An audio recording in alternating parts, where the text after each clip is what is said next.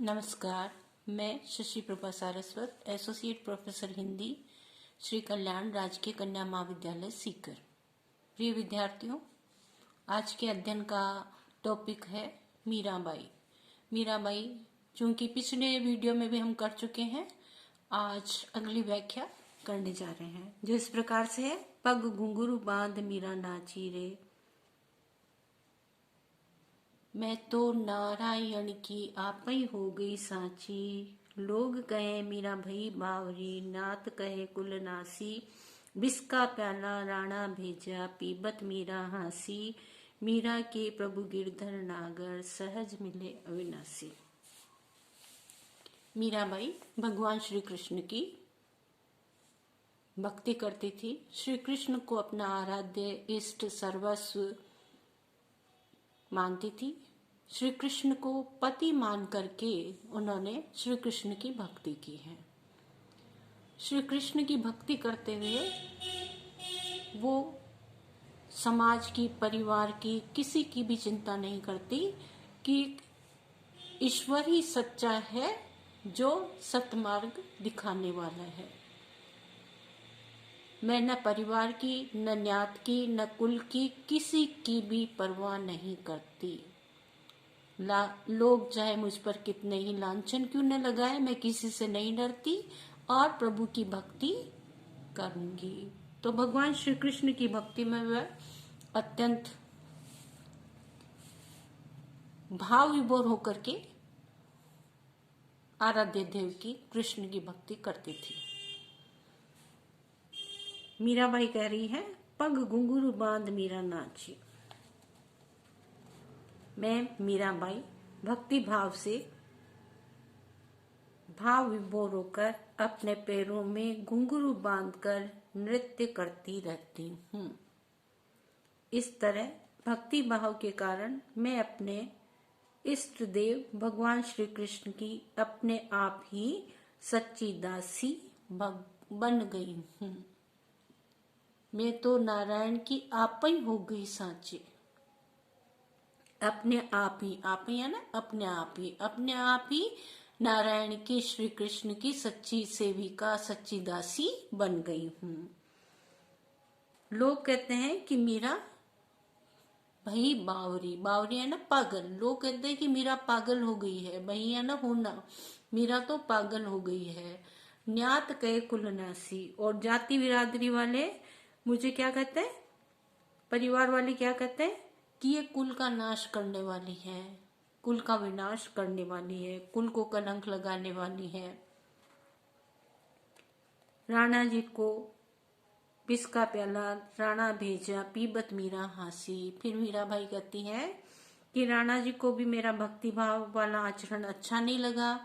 राणा जी ने भी मुझे मारने के लिए तरह तरह के प्रयास किए। उन्होंने मेरे लिए विष का प्याला, जहर का प्याला भेजा कि मैं मर जाऊं, परंतु विष के प्याले को भी मीरा हंसते हंसते पी गई। भगवान ने उसको क्या बना दिया, अमृत बना दिया। मीरा कहती है, मीरा के प्रभु गिरधर नागर, सहज मिले अविनाशी।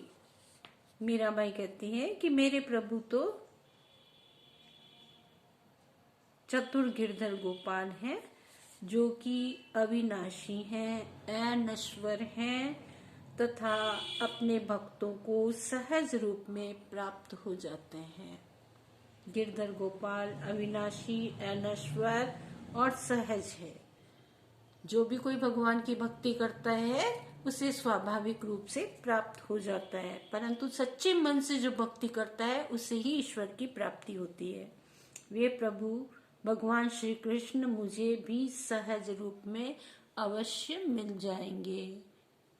इस प्रकार मीरा अपने आराध्य इष्ट देव की भक्ति सच्चे मन से करती है। वह कुल, मर्यादा, समाज, परिवार, सखा सखी, किसी की भी परवाह नहीं करती और सच्चे मन से गिरधर गोपाल की भक्ति करती है। अपने पैरों में घुंघरू बांध करके कभी वह बावली बन करके नाचने लगती है, कभी भजन गाने लगती है और प्रभु को मनाने के लिए, गिरधर गोपाल को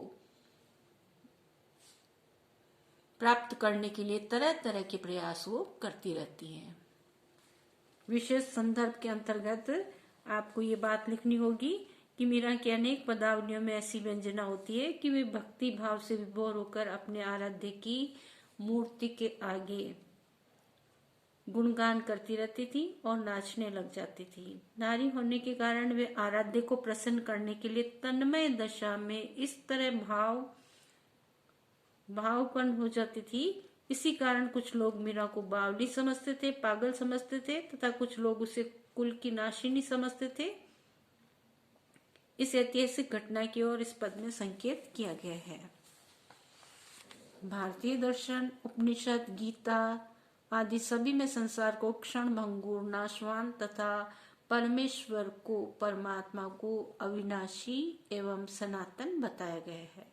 अतएव लोगों की नासमझी को देखकर मीरा को हंसी आती थी कि सार तत्व को छोड़कर लोग असार संसार को कितना महत्व देते हैं।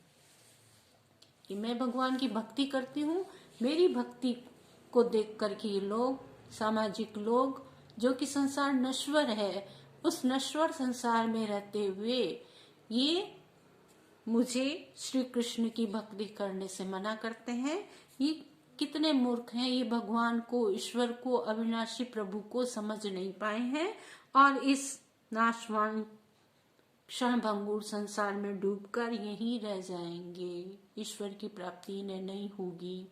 तो जिसे सच्चे मन से ईश्वर की जिसने भक्ति कर ली है, वह भवसागर को पार कर जाएगा और बाकी लोग इसी भवसागर में, मोह माया के जाल में फंसकर नाशवान संसार में ही रह जाएंगे।